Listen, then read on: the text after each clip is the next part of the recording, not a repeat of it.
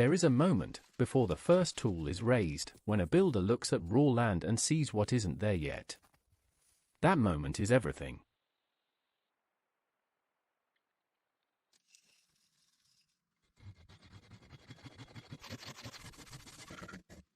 This build begins in the forests of a remote mountain range. No roads. No power lines. No neighbors.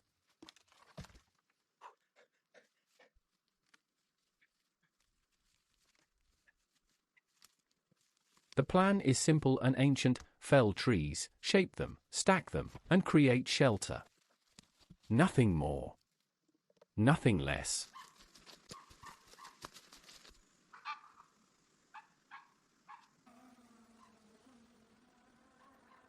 A year will pass before this man sleeps under a roof he has made. Everything in between is the story.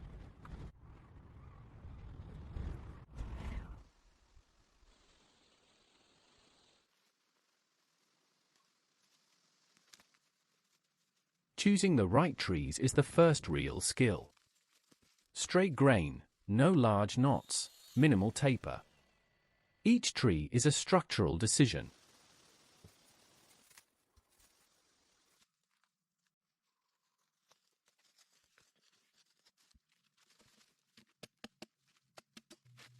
The axe does the initial work, a front notch to guide the fall, a back cut to release the tree.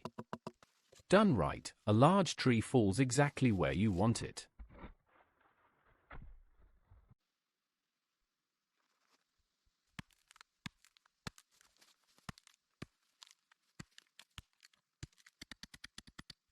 Every felled tree is immediately assessed. Which end becomes the base log? Which section is roof timber? Waste is not an option out here.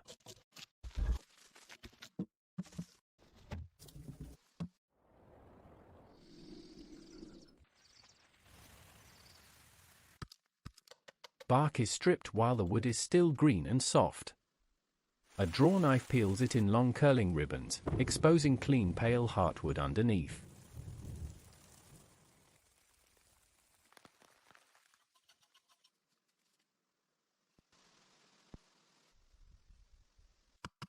Green logs are heavy, awkward, and unforgiving. Moving them into position is as much an engineering challenge as a physical one.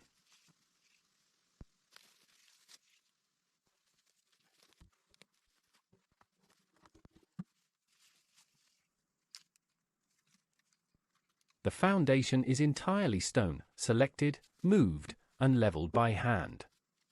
It must be perfect, because everything that follows depends on it.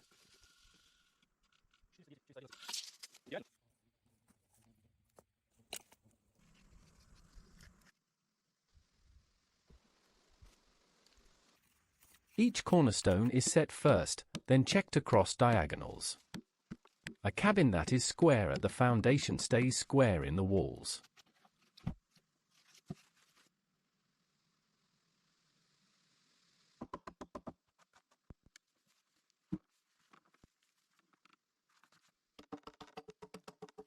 The foundation lifts the sill logs off the ground.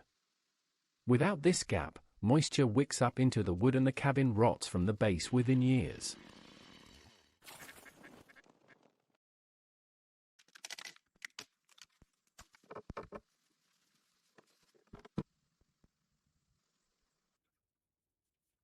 There is a satisfaction in placing a large flat stone exactly where it needs to go and knowing it will still be there 100 years from now.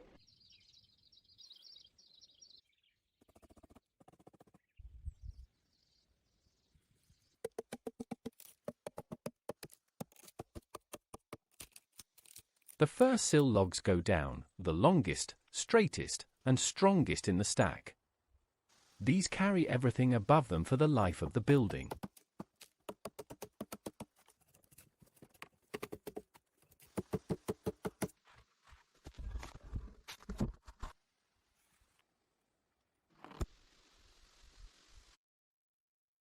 Log cabin construction is essentially a compression structure.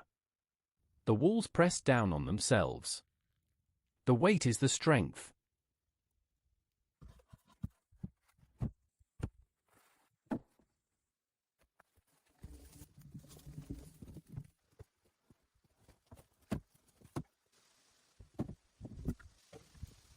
Corner notching is where skill and patience meet. A saddle notch is scribed directly from the log above onto the log below, then carved to match.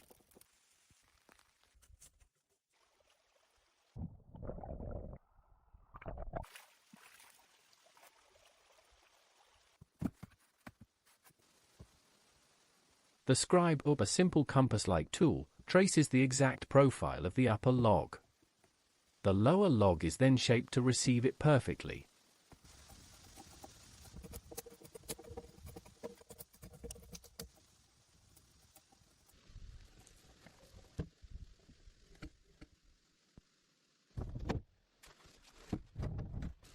A well-cut notch has no gap. No daylight. The logs settle together under their own weight and grip tighter with every year.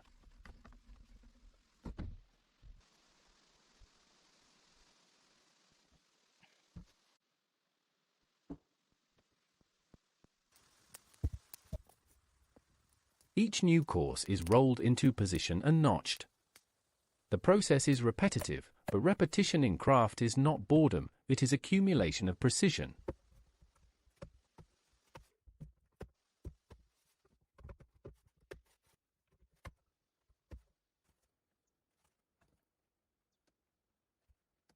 Between the log courses, gaps must be filled. This is chinking, one of the oldest weatherproofing techniques in existence.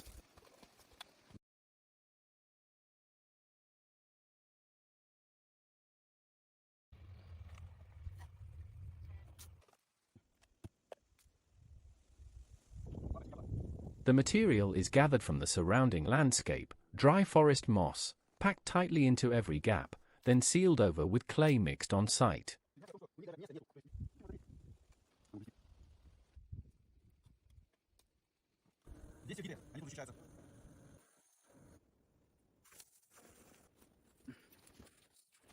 The combination of moss and clay is surprisingly effective. The moss provides flexible insulation, the clay hardens into a durable weather seal.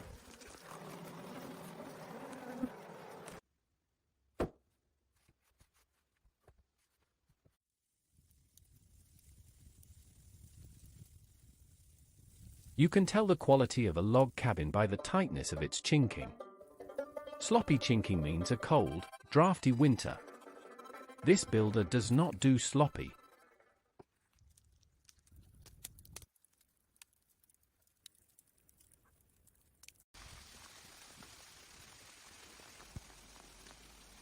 As the walls climb, each course brings new challenges. Higher logs require more effort to lift. The margin for error does not change.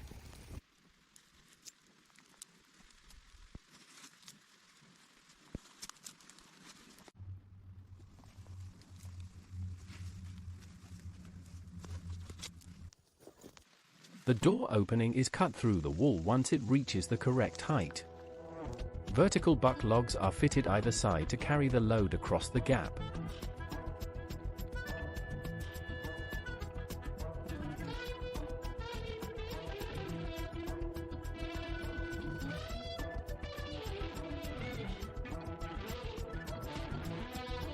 The window position is chosen with care. North-facing walls get no direct window if possible, to avoid heat loss in winter.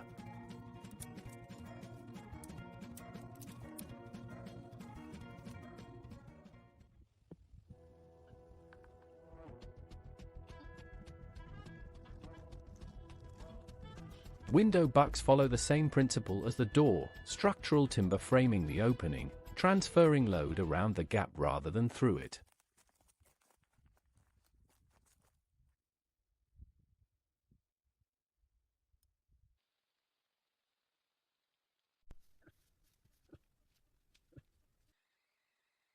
At full wall height, the cabin is recognizable for the first time as a building rather than a pile of logs. The proportions tell you it will be a good space.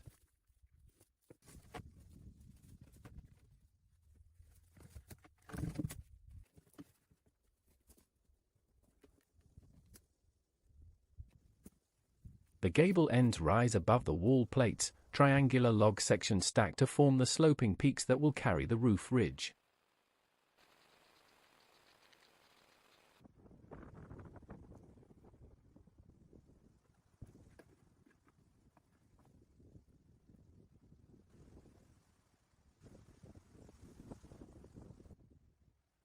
A ridge pole is lifted into place across the apex of both gables.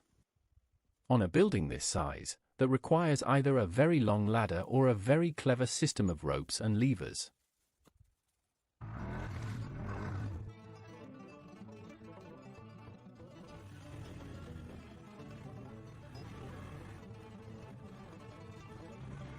Roof rafters are cut from the best straight timber available. Each pair must be identical in length and angle. Variations here show up as a wavy roofline.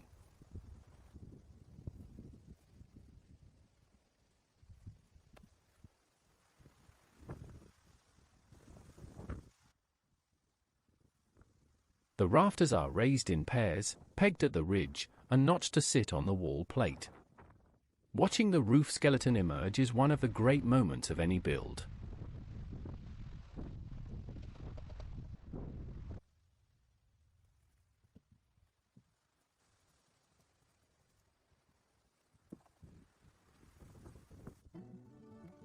Purlins, horizontal members spanning the rafters, complete the structural skeleton and provide nailing surface for the roof covering.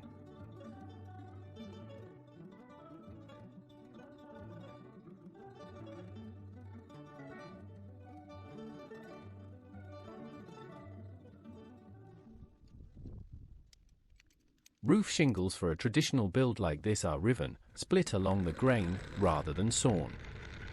Split shingles shed water better because the grain is intact.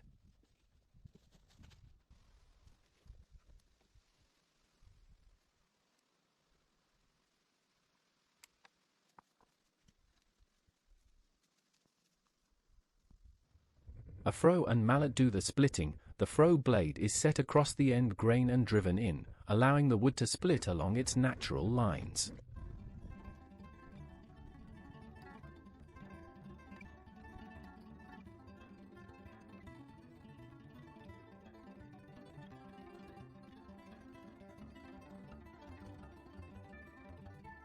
Each shake is slightly wedge-shaped in section, thicker at the butt end.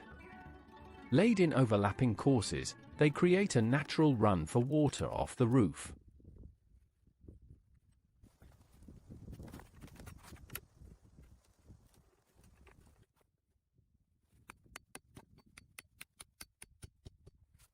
The steep pitch, essential in a mountain climate, means snow slides rather than accumulating. The builder has thought carefully about the environment he is building in.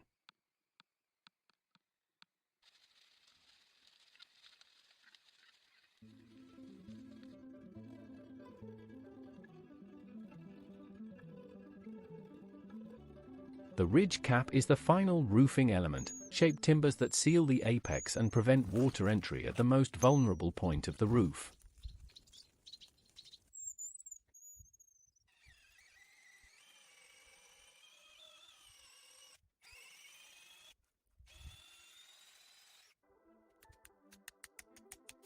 With the ridge cap in place, the cabin is weathertight for the first time.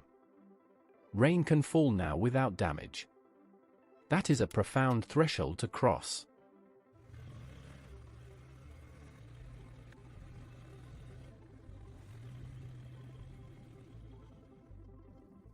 The floor is hewn from the straightest logs available.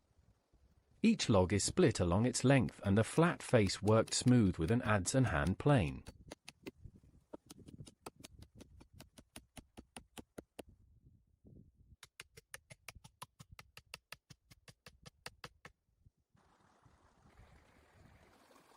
Hewing is one of the oldest woodworking operations, shaping a round log into a flat timber without a sawmill. Done well, it leaves a distinctive textured surface.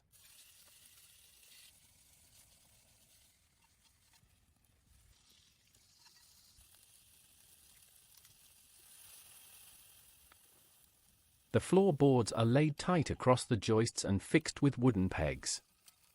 The result is rough by modern standards but completely solid underfoot.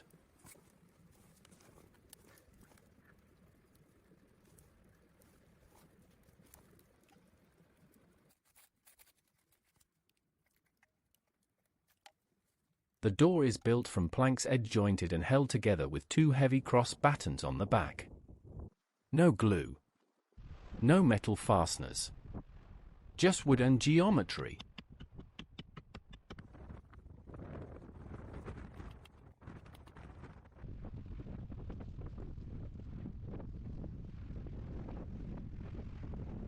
Hand-forged hinges are mortised into both the door and the frame, a clean, tight fit that allows the door to swing true without binding.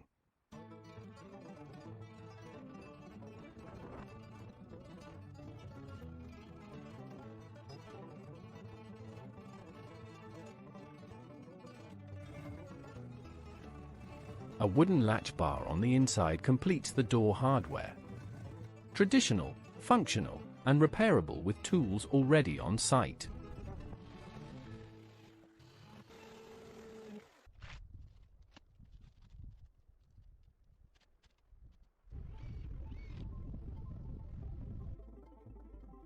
Window shutters are hung in the same fashion.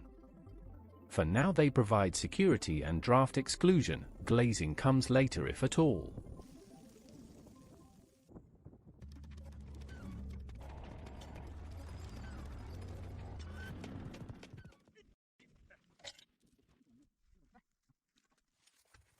The fireplace is not decorative. In a mountain cabin without any other heat source, it is the difference between surviving winter and not.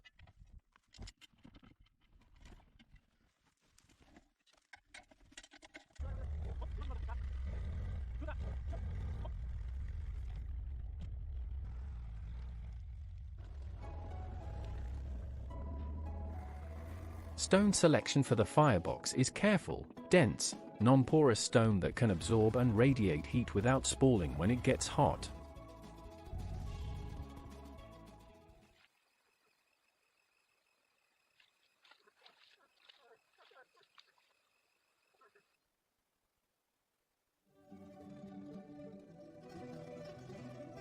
The firebox walls are built with a slight inward lean, narrowing toward the throat. This shape concentrates the draw and prevents downdraft.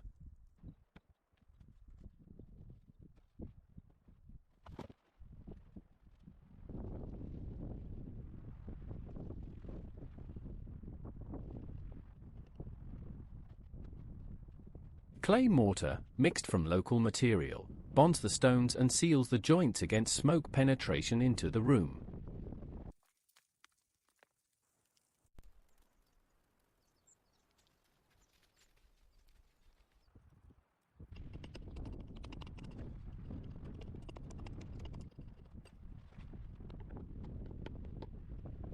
The chimney rises above the roof line. Its height determines the draw, too short and smoke enters the room on a windy day.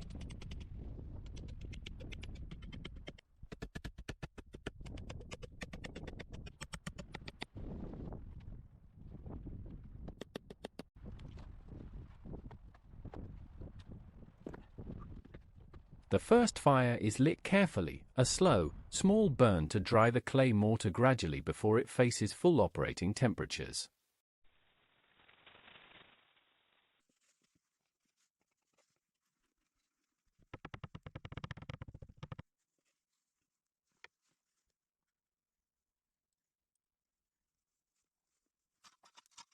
Smoke rises cleanly from the chimney.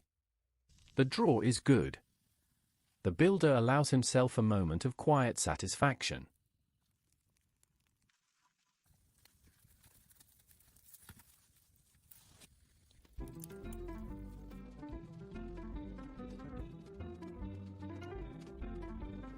With the structure complete, the cabin becomes a workshop for its own fit-out. Every piece of furniture begins as a log or a plank.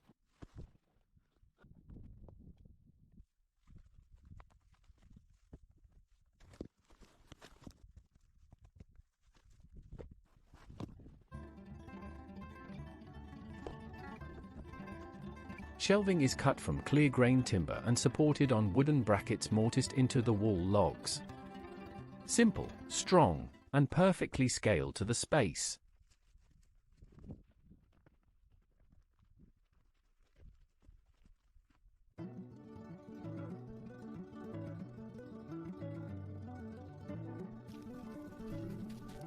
A sleeping platform is built raised off the floor, partly for warmth, since cold air sinks, and partly to create useful storage space beneath.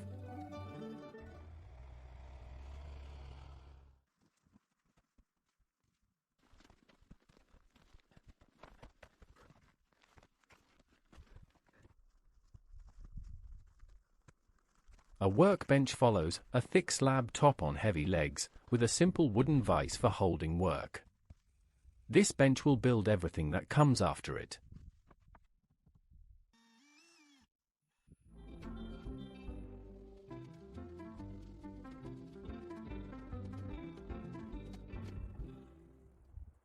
A table and 2 benches complete the main living space. The cabin has become a home. Not finished, but genuinely habitable.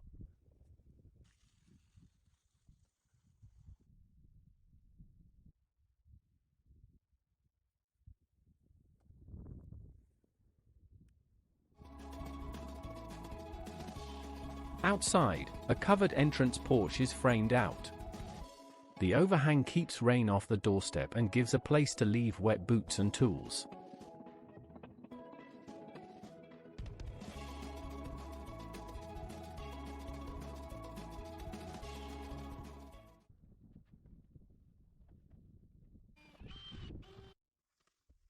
A wooden gutter is carved from a split log, a shallow channel routed along its length, then hung at the eave to catch and direct roof runoff.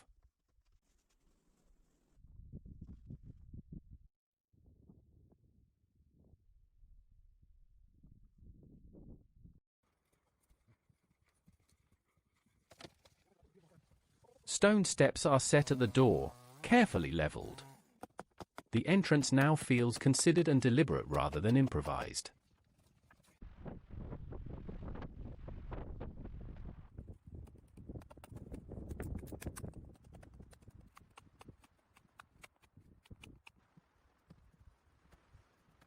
The ground around the cabin is cleared methodically, stumps grubbed out, debris piled for burning, a working space created.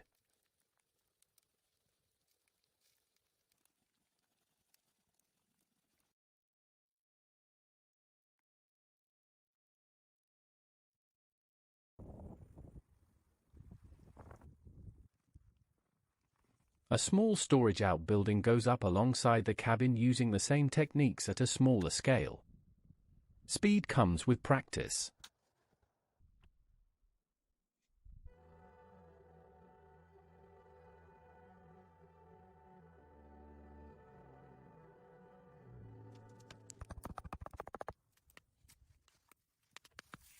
This secondary structure will house tools, dry goods, and spare materials, things that cannot safely be left in the elements.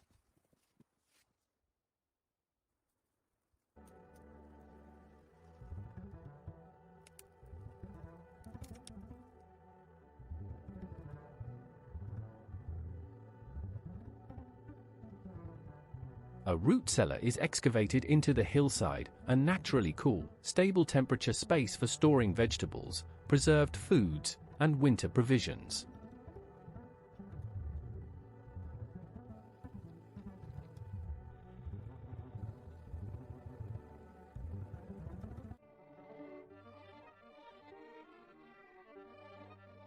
The cellar is stone-lined and timber-roofed, then covered with the excavated earth for insulation. It will stay just above freezing even in the hardest winter.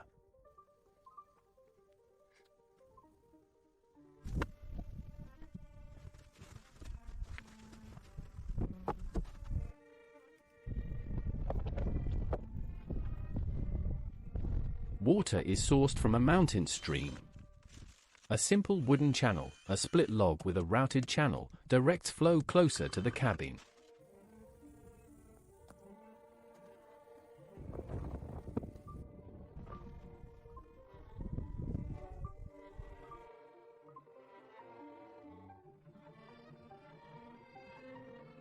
The water supply changes daily life enormously.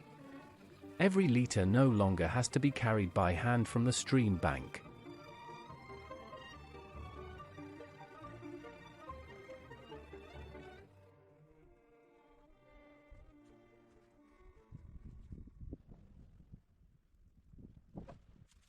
Firewood preparation is not a single task but a continuous background occupation. A mountain winter can last 5 months. The wood store must reflect that.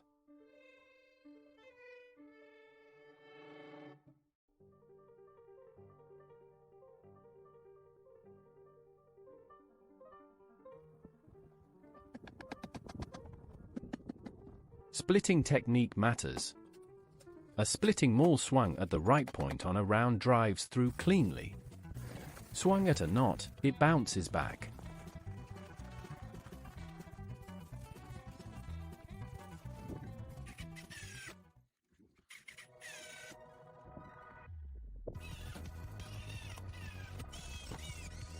The stacked rows grow in the shelter of the outbuilding, seasoning wood that was green 2 months ago, drying toward the 20% moisture content that burns well.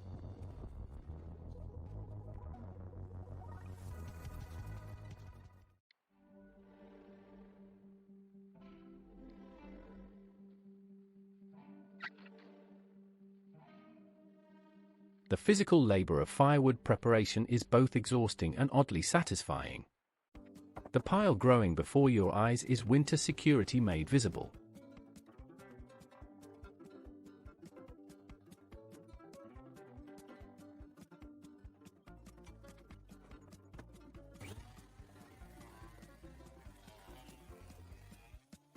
The interior log walls are plastered with a mix of clay, chopped straw, and water, a traditional render that smooths the surface and adds insulation.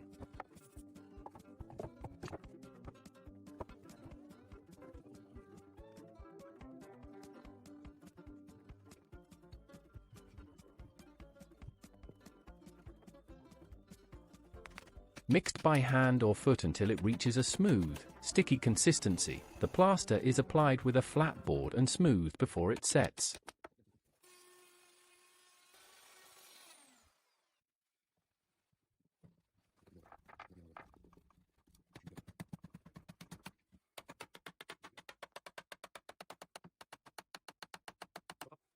Two coats are applied, a rough base coat to fill the larger gaps, and a fine finish coat over the top once the base has cured.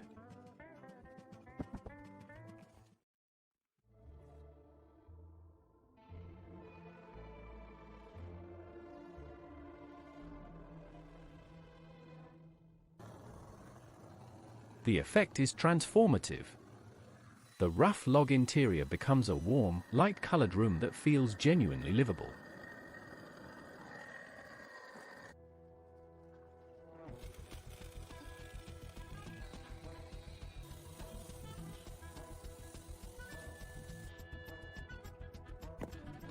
Autumn arrives gradually, then all at once. The light changes first, lower, golden, slanting. Then the temperature drops. Then the leaves fall.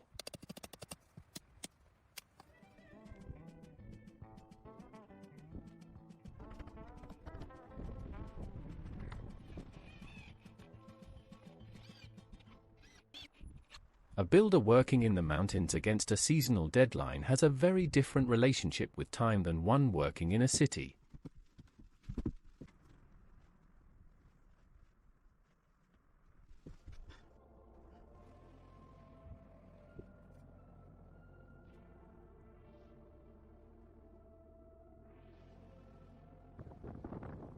Every day of good weather is irreplaceable. Rain days are interior days. Frost days are a reminder of what is coming.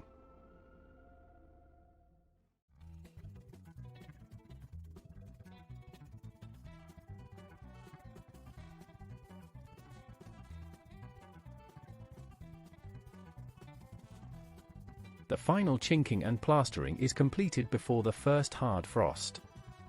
Wet clay applied to frozen logs does not cure correctly, it crumbles.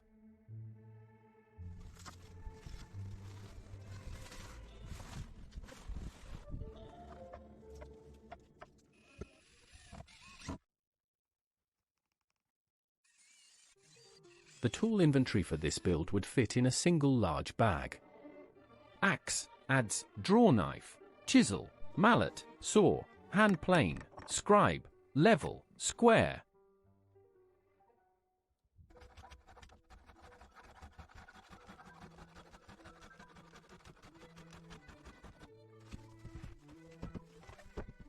Each tool is maintained throughout the build, sharpened every evening, handles checked, edges oiled against rust. A dull tool is not just slow, it is dangerous.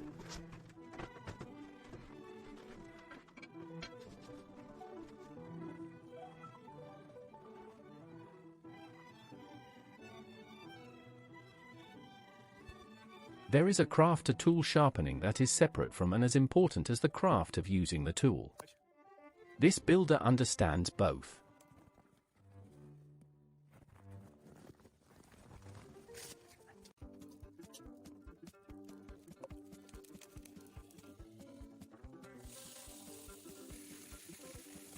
The axe in particular, used for felling, limbing, hewing, notching, and splitting, must suit the hand that holds it. Handle length and weight balance are personal.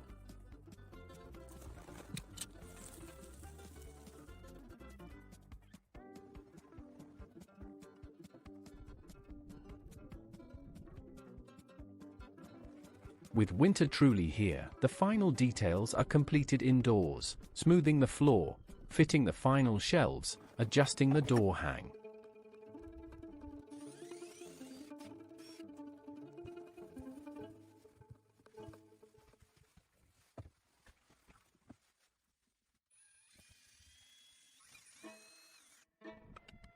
A wooden hook rack by the door. A candle shelf beside the sleeping platform. A simple hook and eye latch on the shutter. Small things that make the space work.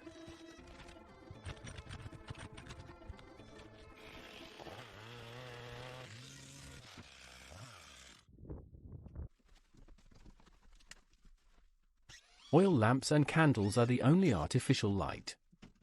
The cabin at night is a cave of warm amber, shadows moving with the fire.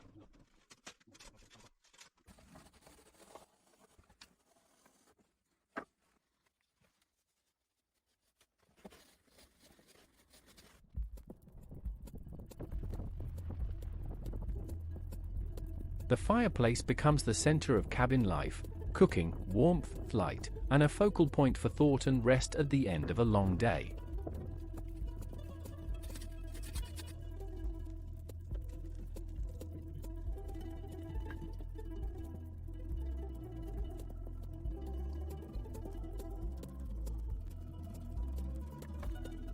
Snow falls for the first time on the completed cabin.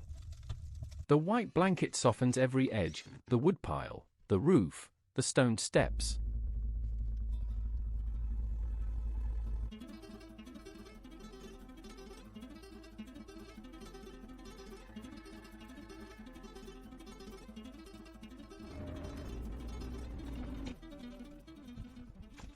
Inside, the temperature holds steady hours after the fire is banked for the night. The mass of the log wall stores heat and releases it slowly.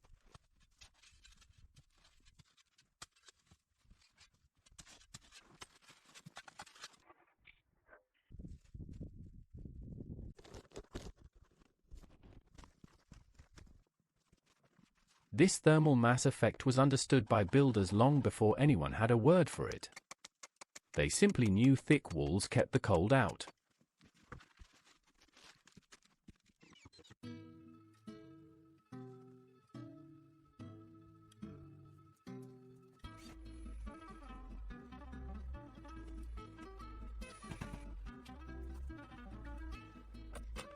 The chimney draws cleanly even in the heaviest snowfall. The height above the roofline gives it enough draft to overcome any pressure differential.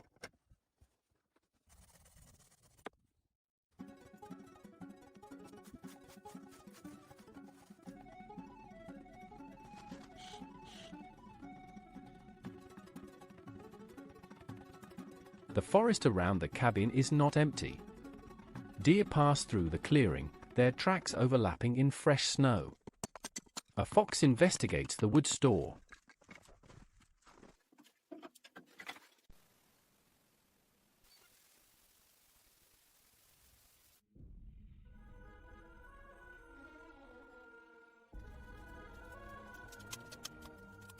Ravens circle the chimney, curious about the smoke. The birds of prey that hunt the open ground around the cabin take no notice of the new structure at all.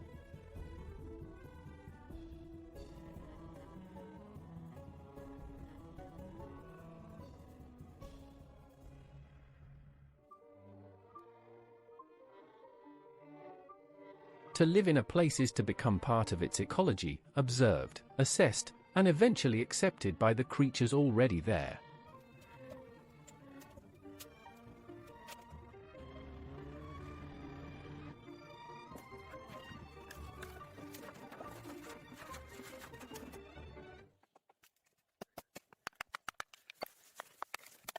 The rhythm of winter cabin life is ancient and simple. Fire at dawn. Water. Food preparation. Work that can be done in the cold, then back inside.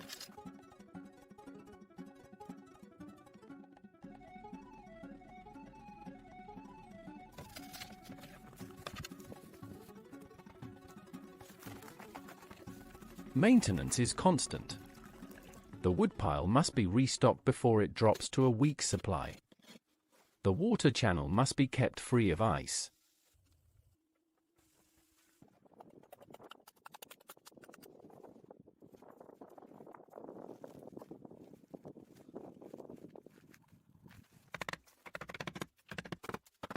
There is no idle time in a place where comfort is not automatic. But there is also no wasted time. Every hour of work connects directly to survival and warmth.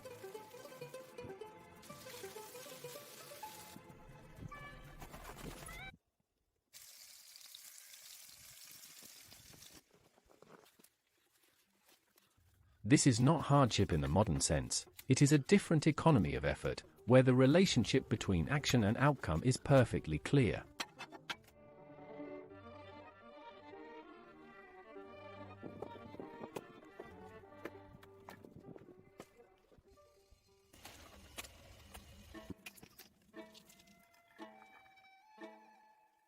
Log cabin construction is one of humanity's oldest building traditions. Variations of this technique have been used across every forested continent for millennia.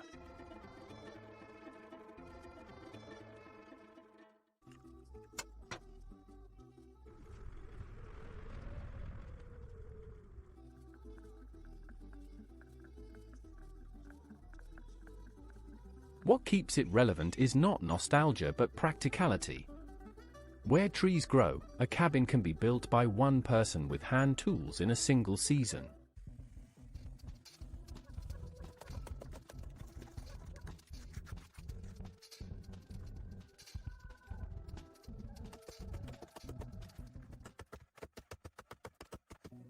The skills required are learnable by anyone willing to invest the time. There are no secrets, only techniques that require practice before they become intuitive.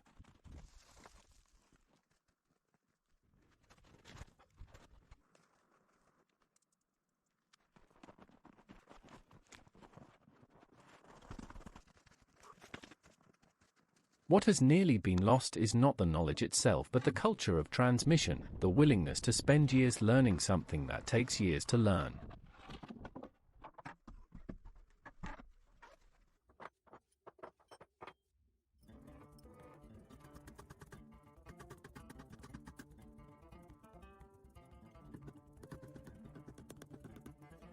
Looking at the completed cabin from the tree line, the scale of what has been accomplished becomes clear. A year ago this was empty hillside.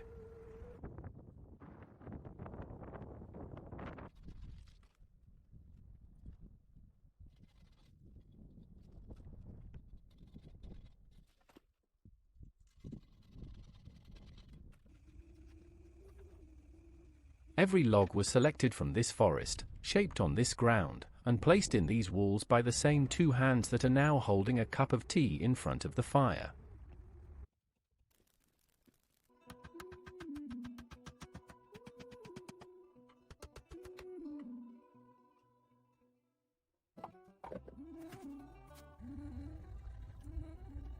The errors are part of it too, the notch that had to be recut, the rafter that needed a shim, the first chinking that cracked and had to be redone.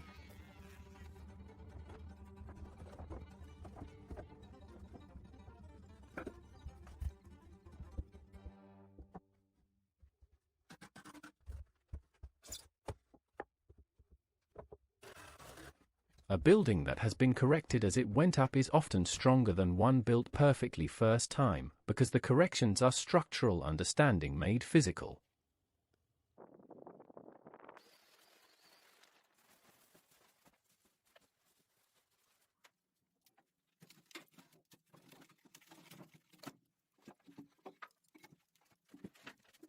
There is a word, autarky, that describes self-sufficiency at the level of a household or community. This cabin is an essay in autarky.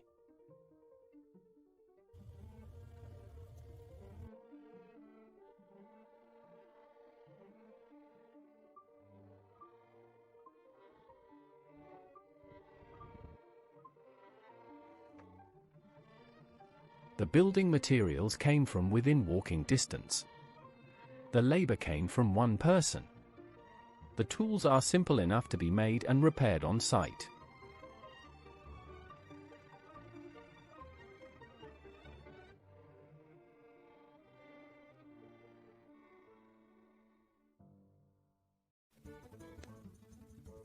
Nothing about this build required a supply chain, a permit, or another human being. That is extraordinary. And it used to be entirely ordinary.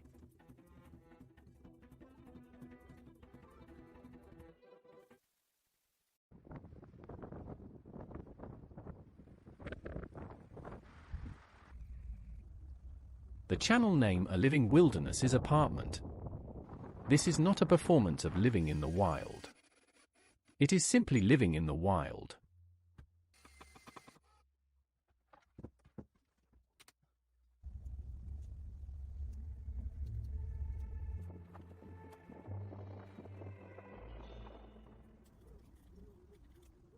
Deep winter now.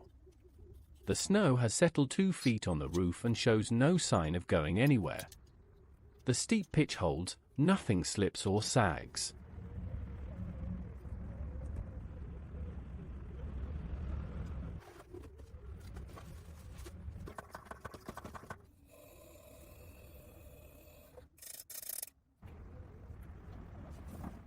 The walls are silent under their coat of ice.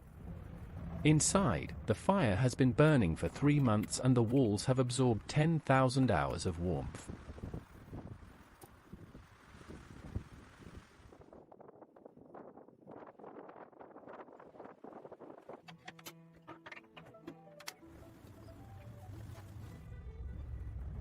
Log cabins smell of wood smoke and resin, of pine and clay, of something that has no name but that every person who has ever sat in one recognizes immediately.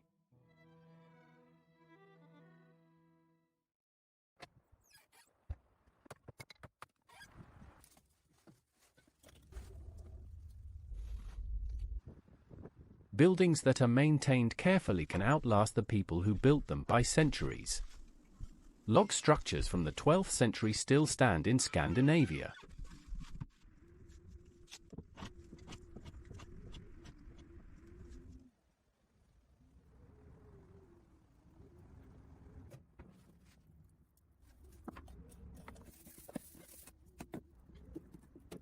What makes a building last is not the material but the detail.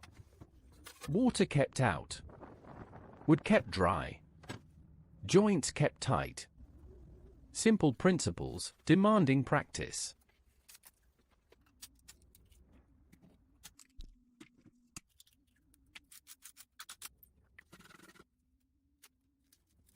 This cabin, built this carefully, in this climate, with these materials, there is no reason it should not stand for 100 years.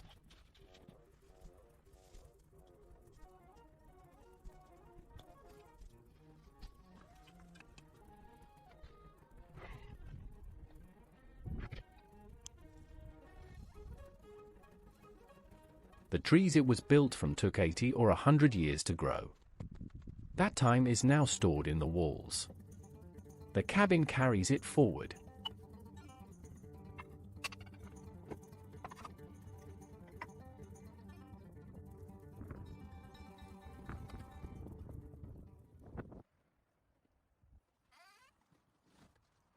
What this builder has done is refuse the assumption that shelter requires specialists, machines, and money. He has proved that assumption wrong.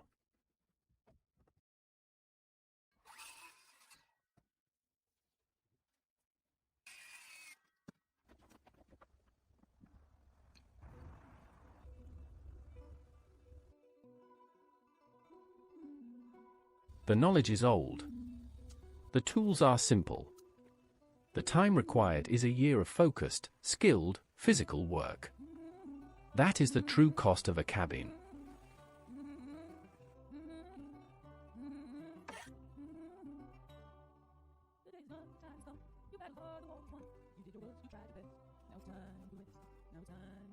In a world where almost everything is made by someone else, somewhere else, this is a radical act. A house built by the person who lives in it.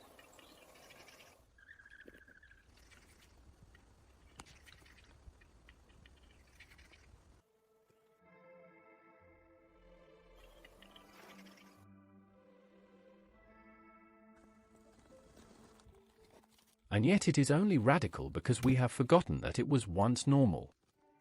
The abnormality is not the cabin, it is the world that finds it surprising.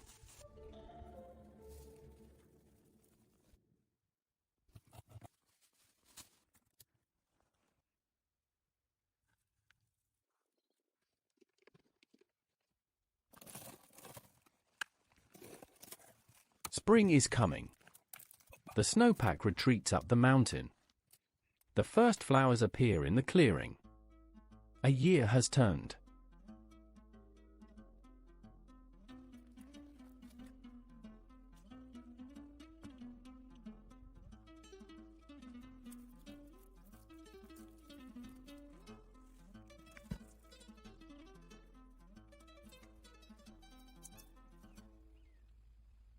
The cabin stands exactly as it was built, the logs darkening slowly, the chinking settled in, the roof still tight.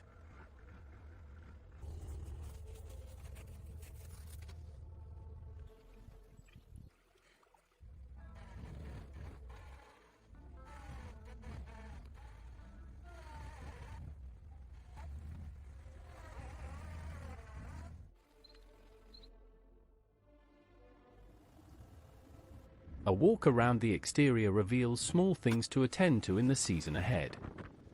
That is the nature of maintenance, it never ends, and that is not a complaint.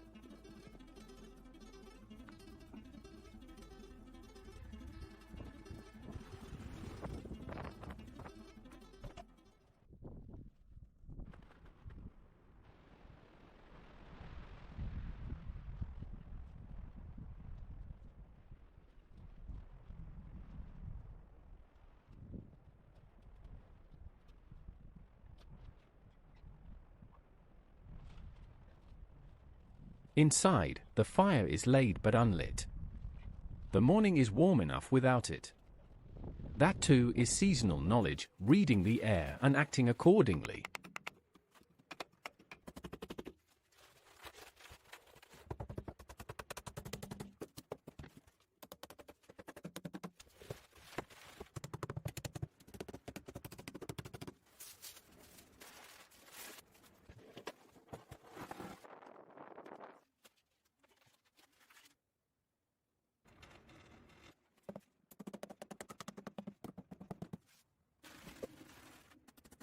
Every craft tradition carries inside it a relationship with materials, with time, and with the physical world that cannot be acquired any other way than by doing.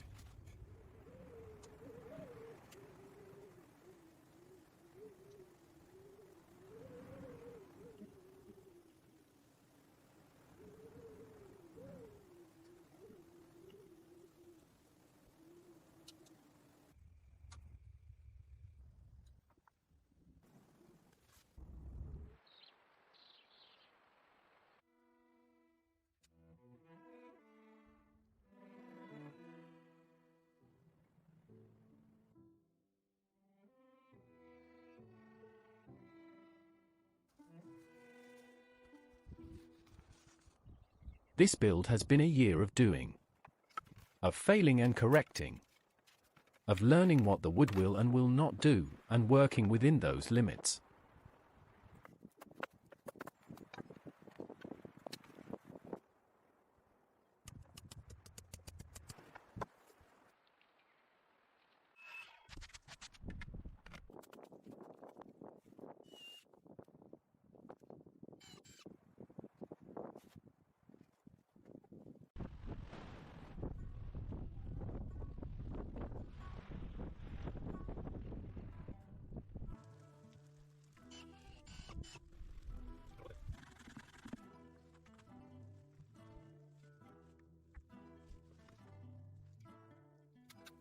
The result is not perfect.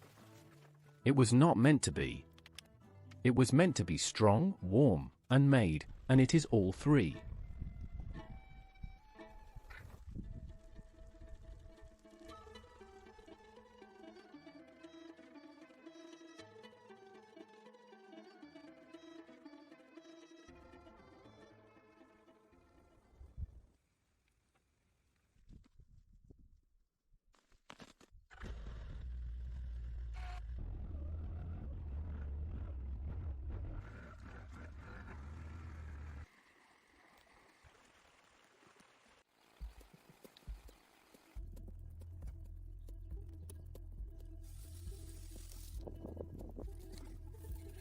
This is what the living wilderness documents, not a fantasy of the wild, but the disciplined, skilled, physical reality of building a life in it.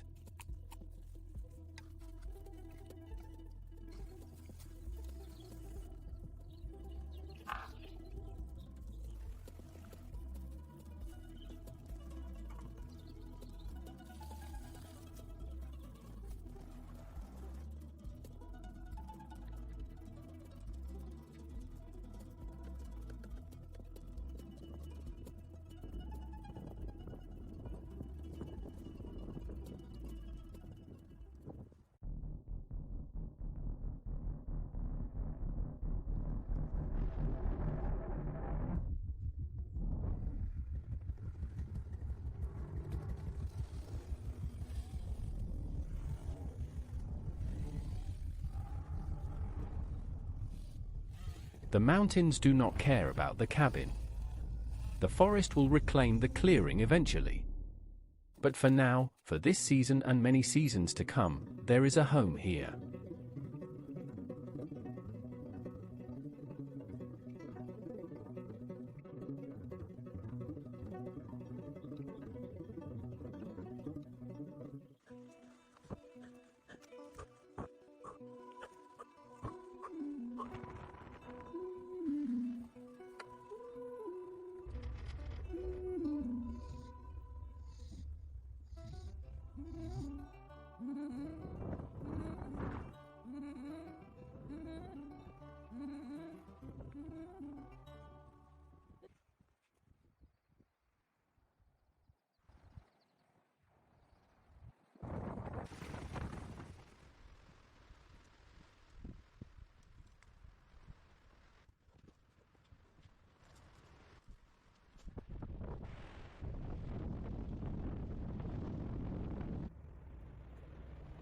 One person.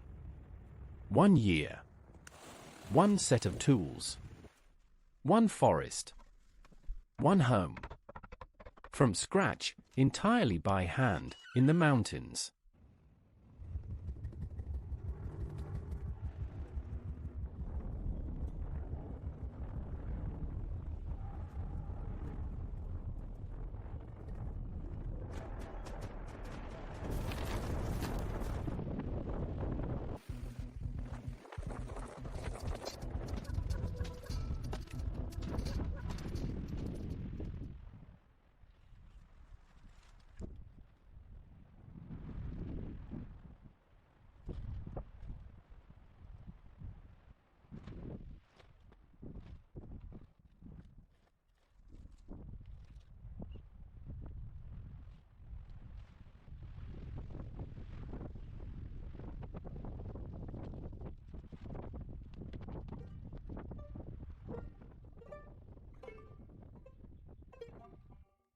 If that is not worth watching carefully, completely, and with full attention, then very little is.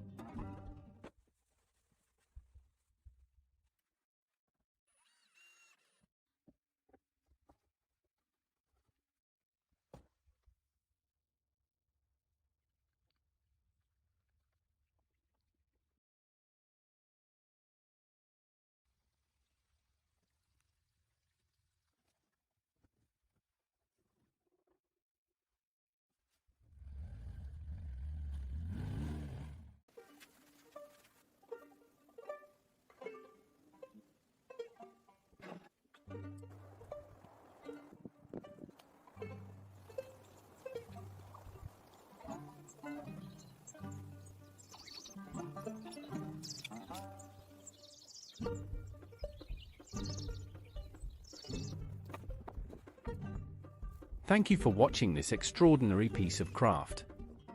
Subscribe to Living Wilderness for more traditional skills and wilderness building.